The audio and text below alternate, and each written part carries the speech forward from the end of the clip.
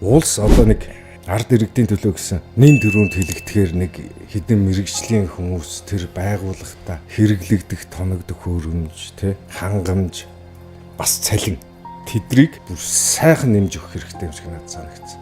Цалингийн сонсоод гэж юм чи.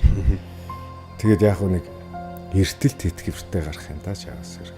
Айгүй харамсалтай. Энийг зүгээр киногоо магтаад ах юм биш. Энийг шудраг шууд хэлсэн тэр.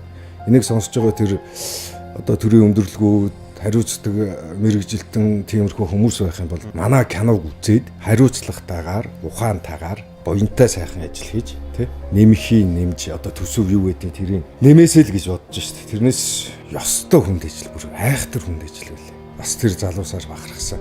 Кинонд тоглосон бидний л нэр алдарт гараад идэг болохоос шүү.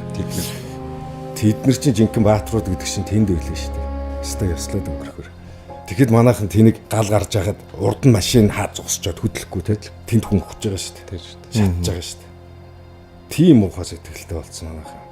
Тэгээд тэгж явж байгаад машин шүргэх юм бол тэр гал командын жолоос буруу хариуцлагыг өгнө. Тэнийг бодлого өгөөч. Тэгээд бас очих тэдэн минут гэж байгаа байхгүй. Тэнд амжиж очихгүй бол хариуцлага үлээ. Монголын бөглөө ямар үлээ? Тий. Хашаа хайлсан яаж тавьсан байдаг үлээ? Монголд ер нь болж байгаа юм байна уу? Стандарт гэдэг юм байна уу? Нөгөө хатуу хэлмээр санагдаад идэв эдрийг. Тэ нэрээ жоохон бухимдалтай юм зөндөө ингээл одонгот тий. Муухайлтай юм чинь тэгэл ярил тэгэл их юм байна. Угаасаа л стандартгүй баталсан шүү дээ. Стандартгүй ямар ч юм дээр стандарт байхгүй. Бүх юм дээр. Тэстэ өнгө мөнгөний орчлон болсон. За ямар ч байсан нөгөө бодож явсан юм а хэлчихлээ.